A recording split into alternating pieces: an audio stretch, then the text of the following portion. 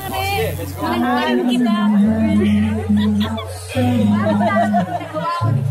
galingan mo ha. Kaya niya po yan. Mahal ko yan eh. Alam mo kung sino ka. 3, 2, 1.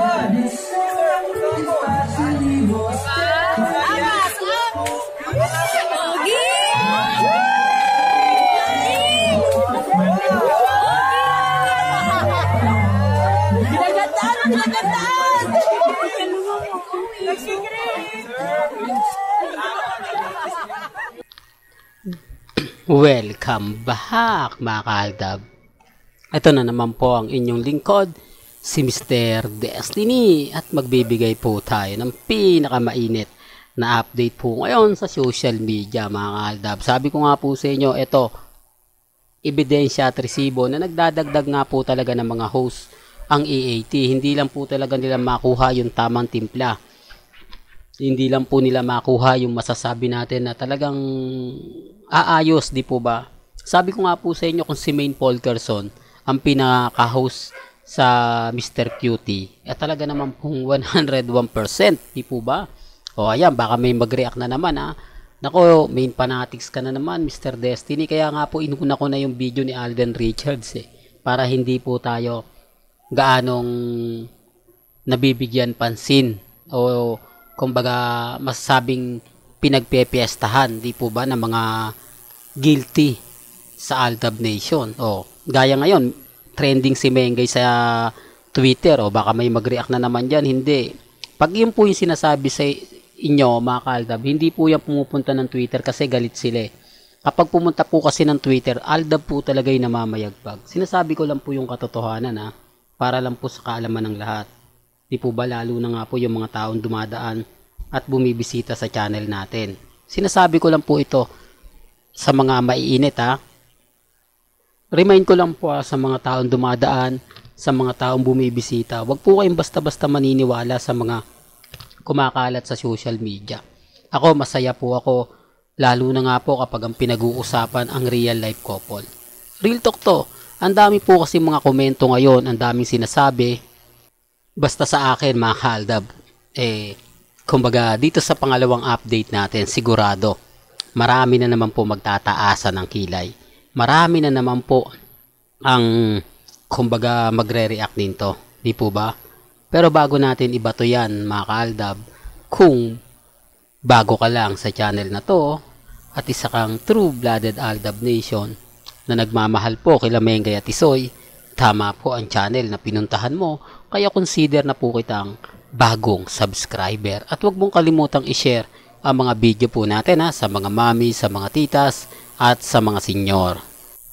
Ito po yung pinagpepiestahan sa pep.ph na kung saan tuwan-tuwa daw po si Sylvia Sanchez sa pagiging misis daw po ni Mengay kay Congressman Spotted. Ito yung kumbaga pinapakita sa akin, sinasabi sa akin, wala naman pong ganap, hindi po ba? Sinasabi lang po ito ng Armain para lang po mabawasan yung ibig kong sabihin, mabawasan yung pagkakainip, pagtatampo. Kasi sa totoo lang po, marami ng mga main fanatics talagang dismayado. Totoo to mga kaaldab, hindi lang po nila binabalita. Hindi lang po nila sinasabi kasi alam po nila mga kaaldab na kumbaga kumbaga parang issue sa kanila kung sakaling pumutok yon.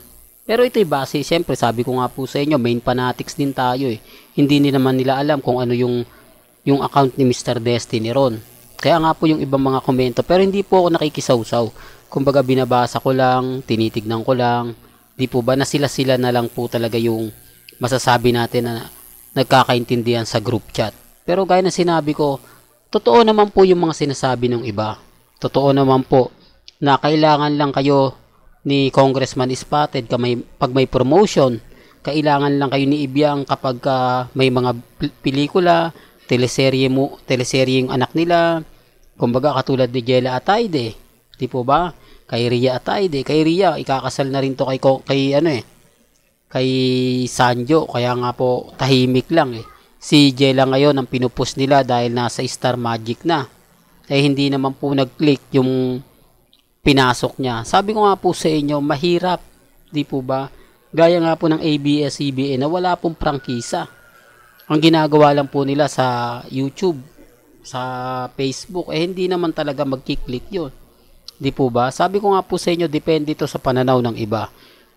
Kung ito lang po yung pagbabasihan para mapakalma yung mga army at main fanatics, eh nagkakamali po sila. Di po ba? Maraming matatawa lang dito, maraming magsasabi na, naku, gawa-gawa lang na yan, ng PEP yan. Alam naman po kasi nila na malapit sa PEP si Ibiang, di po ba? Simula pa lang, halos karamihan ng mga interview ni Ibiang nanggaling sa PEP. Kesa po kay Ogie Diaz o kay Christopher Min, mas lamang na lamang ang PEP. Kaya alam ng PEP na ano man po yung sabihin nila o isulat nila sa article, eh hindi sila babatikusin o hindi sila bibigyan ng kaso ni Ibiang. Sinasabi ko lang po ito para lang po sa kaalaman ng lahat, ha? Para lang po sa mga dumadaan at bumibisita sa channel natin. Well, balikan natin itong video na to. Marami pong natuwa, maraming kumbaga nakaagaw atensyon, lalo na nga po dun sa boses ng babae, di po ba? Ang swerte naman nila, sana all malapitan mo ng ganyan kalapit ang isang Alden Richards. Totoo naman po eh, di po ba? Mapapasana all ka talaga. Kaya nga po marami naiinggit. Siyempre, alam nyo, sa totoo lang po, makita nyo ng ganito kalapitan si Alden Richards, eh talagang kumbaga panalong-panalo ka na. Di po ba? Sinasabi ko lang po ito para po sa kaalaman ng lahat. Kasi ng mga panahon po ng Aldab Nation, sa barangay, talagang grabe, sobrang kagapuhan at sobrang ganda ni Maine Mendoza. Totoo yan mga ka-Aldab. Siguro magsasabi lang po sa akin dito yung taga-barangay na pinuntahan nila Alden, ni Mengay, nila Jose, Wally, Paulo. Di po ba? Totoo naman po yung mga ina-update ko eh. Hindi lang po nila matanggap yung mga ibang salita na nabibitiwan ko na keso ganito, keso ganon, dapat mag-move on na, Mr. Destiny, tapos na yung boxing, may nanalo na. Di po ba? Yun ang inaano nila na sa akin mga ka-Aldab, sabi ko nga po sa inyo, wala pong pilitan. Kung ano po yung pananaw po nila, kung ano po yung gusto nilang sabihin, okay lang yan. Ang importante lang naman po, update. Di po ba? Well, hanggang dito na lang po yung updates natin, ha. Kaya kung gusto nyo pa po ng pinaka-latest at sariwang update, abay tutok lang po kayo dito sa channel ni Mr. Destiny para updated po kayo sa mga latest at sa mga bagong video po na ilalabas po natin maya-maya lang. Hanggang sa muli, salamat po sa panonood at pakikinig.